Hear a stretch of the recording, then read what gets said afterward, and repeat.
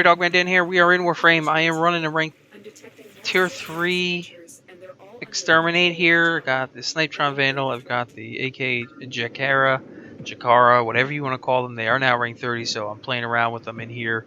I've also got my Orthos Prime with me, Loki Prime. So, but we'll definitely just we'll plow through this. We'll run through it. I won't be silent and invisible the whole time, so you can see some of the stuff. I like the new AK weapon. We'll talk a bit more about it. I am definitely already on to my first Forma. By the time this video goes live, I will already be into my first Forma. We will definitely have some nice build out of it. I like the weapon. That's all I gotta say. I can handle it in a tier 3. Even at just a rank 30, I can start putting it into Tower 4s, just the way I play. And it works well for me. It's not going to suit everybody. It is expensive to build. Correction on the fact it's technically 6 weapons to build this, because you need 2 Latos to make your 2 Boltos. You need your 2 Boltos to make your AK Bolto.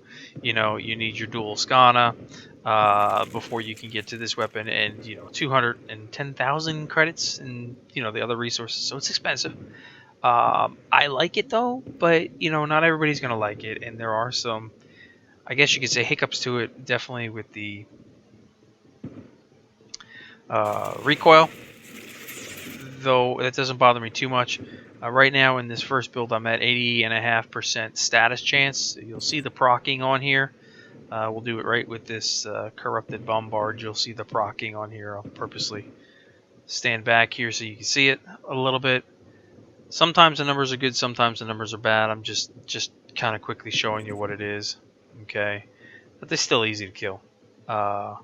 So I'm definitely liking that. But we're doing things a bit differently on the update here, because there was just so many things in the update that I just couldn't get to it all. And I figured I had actually preemptively started this when we started talking about Spy 2.0 early. Then we talked about NPC accuracy changes early before the update came out.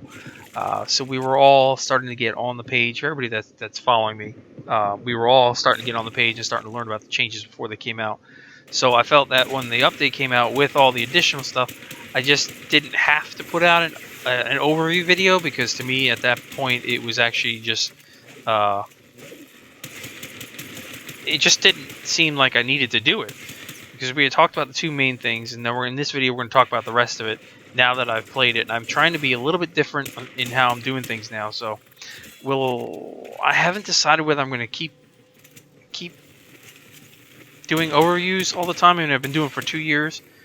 I think right now I'm going to change them up a bit. So now, after a day or 2 of playing with a big update like this, we're going to do a video as such where I talk about all the changes, because I've gone through most of them, and I just give you my opinions on what I'm like and what I don't like, that type of thing.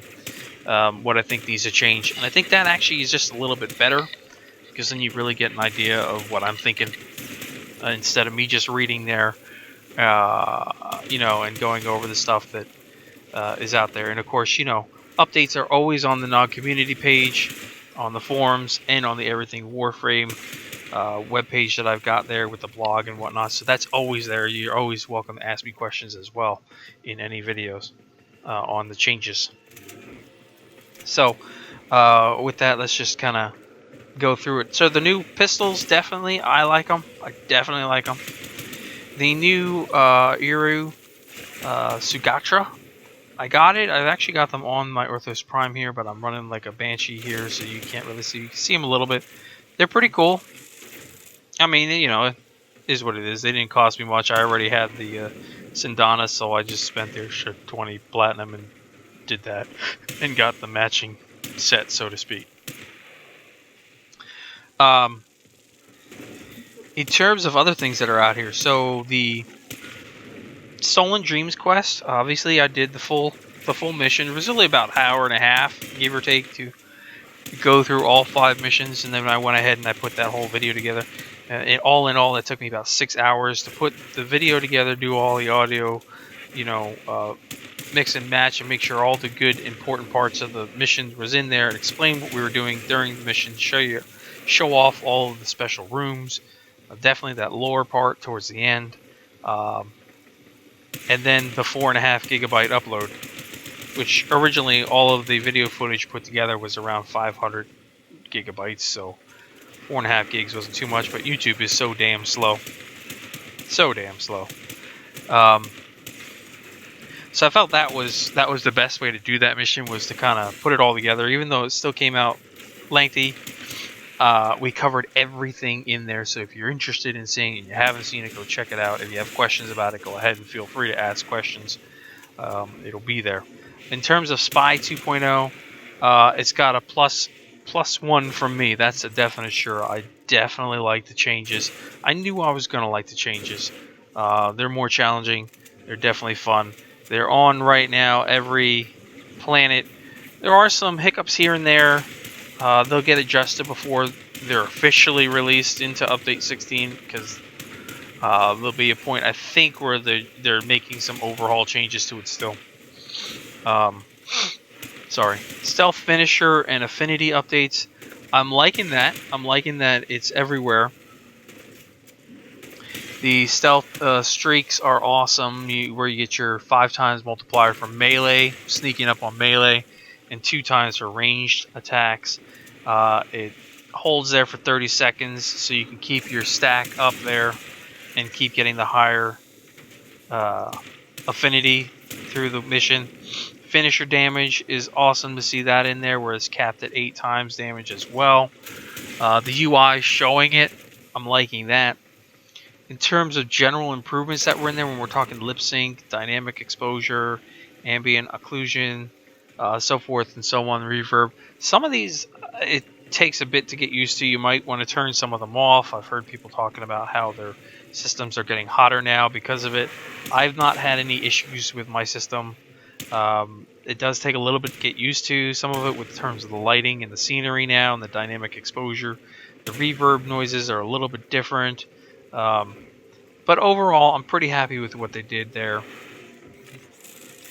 I am not happy with how the prime weapons are now discolored, and they do not look anywhere near as cool as what they once did. So that I am not happy with, but it is what it is. We got to live with it for now. Rebalance mission notes. I haven't really touched these, where they're talking about missing and mismatched rewards that have been fixed, but they're on the various planets as well right now, so I'll touch on those later on. The survival spawning update. These are on Saturn, Phobos, Europa, Neptune, and Ceres. I haven't gone through them yet. I've only done the survivals inside the Void, obviously because of the Void Trader, which we'll try to touch base on here in just a minute or two. They're out there. I'm definitely going to try to touch one or two of those, get some recording done, give you my feedback on the new survival setup and how it's supposed to be more fluent, more or less. The Tenno shield update portion, where we're talking shield and HP now showing the damage incoming, within whether it be blue or red. That's pretty nice. It's not overly crazy. It takes a few minutes to get used to it because you're not used to seeing your screen turn blue or turn red based on it, but it's there. I think over time you'll adjust to it, and it's a good thing to have that cue in there so you know where you're standing when you're not paying attention to your own health or shields, which does happen. Sound adjustments, I really have to get used to the sound changes. I am not sure that I like all of the sound changes at all. Some are good, some are just a little bit weird to me, but that's just because of my headphones and how they sound. So things sound a little bit different. But overall, nothing too crazy for me. In terms of enemy accuracy changes, we did talk about that in that other video, the NPC accuracy. So far, I haven't really gotten too deep into it. I mean, obviously, I haven't died from nullifiers right away, so that's a nice thing. So there are definitely some changes in there. The additions of things like where they put the Vahek back on Earth without having to worry about keys now, so you can go farm the crap out of Hydroid and get your Hydroid. That's awesome. You can also get that blue pigment for the dojos, which is awesome. It'll be much easier to do. Syndicate leaders and medallions, turn-in representatives have new idle animations. We're going to talk about that a little bit here.